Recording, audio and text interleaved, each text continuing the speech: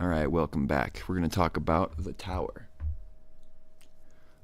So, a lot of times in readings, when people, a person who's never had a reading will come to me and they'll be like, oh, I hope I don't get the death card, or oh, I hope I don't get um, the devil card, or something like that. Well, really, those are not the ones you need to watch out for as much as the tower. The tower is usually the one that has the negative connotations that people are looking for within the devil and death.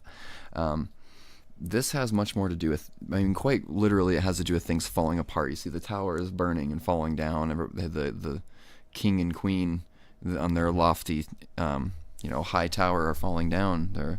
And the crown is being knocked off the top of this tower here. So it's kind of represents the idea of anything that has a weak foundation crumbling down. Now, this is actually for good reasons. It's not just crumbling for no good reason. It has to do with crumbling so that one can rebuild in a stronger fashion. So if you pull this in a reading, it's really pointing towards things falling apart. Whatever the concept you're talking about is, it has to do with that thing falling apart.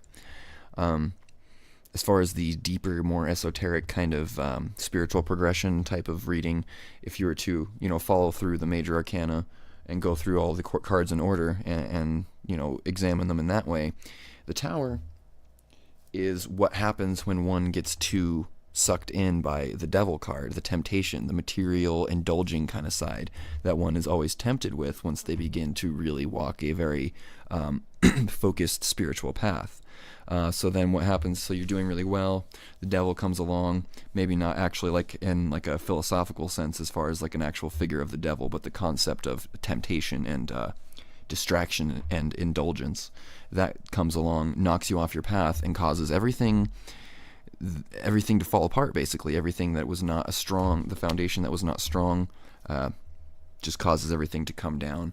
But then when we move on to the next card, you see this is where things start to rebuild. So this is not just a completely negative falling apart, but it's a very positive falling apart, clearing away the old to make room for the new. So that's a basic overview of this card. Of course, like all the other cards, you can go on and on for hours about the layers of symbolism here. But this is just a quick overview for if you're trying to do a reading or if you're just trying to gain a little bit more knowledge about the tarot in general. So, I hope you enjoyed that. Join me in the next video. We're going to talk about the star.